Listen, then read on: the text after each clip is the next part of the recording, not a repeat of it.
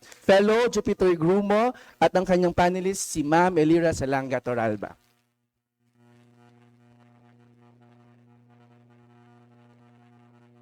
Yung pala ako ay Love Radio. Ayun, unang-una ay pagbati sa unang sesyon kay Dr. Ibasco habang dinidiscuss nila si Rizal, no, sa ano.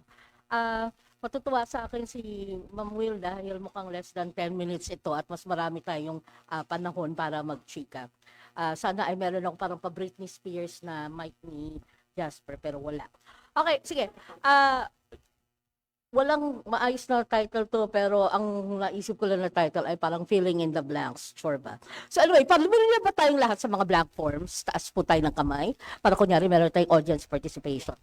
Blank forms. Lahat. Biodata, etc. Okay. Ito kasi ang naisip ko, ito na start na. Okay. Ito kasi ang naisip ko nung nabasa ko ang shortcut ni Jupiter. Alam mo ba yun, Jupiter? Yun yung naisip ko eh. Kasi nakikita ko yung katahimikan mismo sa kwento. Mga blankong espasyo na tulad ng blank forms na dapat punan. O mga blankong espasyong may sariling kairalan.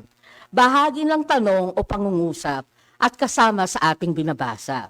Simple lang ang kwento ng shortcut kung babasahin natin ito bilang karaniwang naratibo ng dysfunctional o may problematikong family dynamics.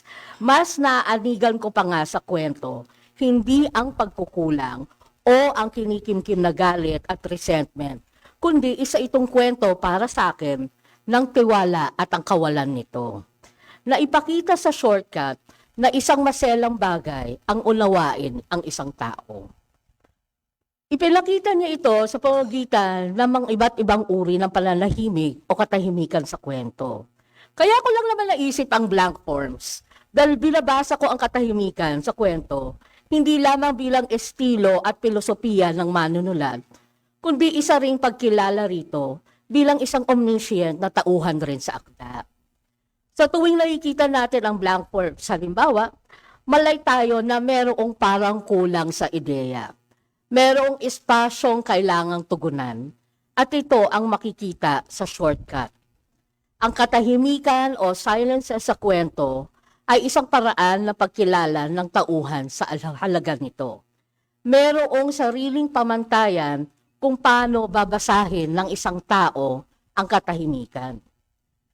Ang katahimikan ay hindi lamang simpleng pagsuko o pagtanggap sa isang sitwasyon. Maaari rin siyang basahin bilang isang privilege or isang pribilehiyo natin. Katulad ng pagsagot natin sa mga blank forms, meron tayong mga opsyon at paraan ng pagsagot. Binibigyan tayo ng sarili nating pagpapasya. At ito ang sa tingin kong kapangyarihang hawak at nagagawa ng katahimikan sa kwento mo, Jupiter. Parang may interaction tayo. Kaya, oo, kasi parang partners tayo eh. So, hindi ito contradiction o paraan ng pagbabangga lamang. Maaari rin natin itong tingnan bilang paraan ng pagproproseso lang natin. Sa ganitong paraan, mga kasama ngayon sa Amelia Workshop, no, nagiging isang actor rin ng defiance ang katahimikan. Kaya sa mga blank forms, may opsyong tayong wag sagutan ito. Itong mga patlang at itong mga pagkukulang, itong mga espasyo, itong mga poses. Dahil minsan nakakaramdam tayo ng discomfort or pag-aalinlangan. Parang may something, parang may mali, no? Maaring dahil masyado na itong personal o nais mo lang din protektahan ang iyong personal boundary or your personal space. Like, we're not gonna go there. So sa pagsulat natin tungkol sa katahimikan or pananahimik, kinikilala rin natin ang esensya ng ating pakiramdam. Ito yung nakikita kong sensibilidad ng kwentong shortcut. Malay ang may akda kung paano niya unawain ito. Meron siyang paggalang sa katangian at dahilan ng katahimikan. Sapagkat ang pananahimik o ang katahimikan ay merong sariling kwento at pagkatao rin.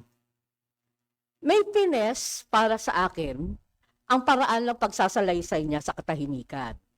Marunong manimbang ang may akda sa fragility or vulnerability nito. super duper talaga to Jupiter, no? Na appreciated ko to the max, no? Na lumihis ang akda sa posibilidad na magiging melodramatiko ito.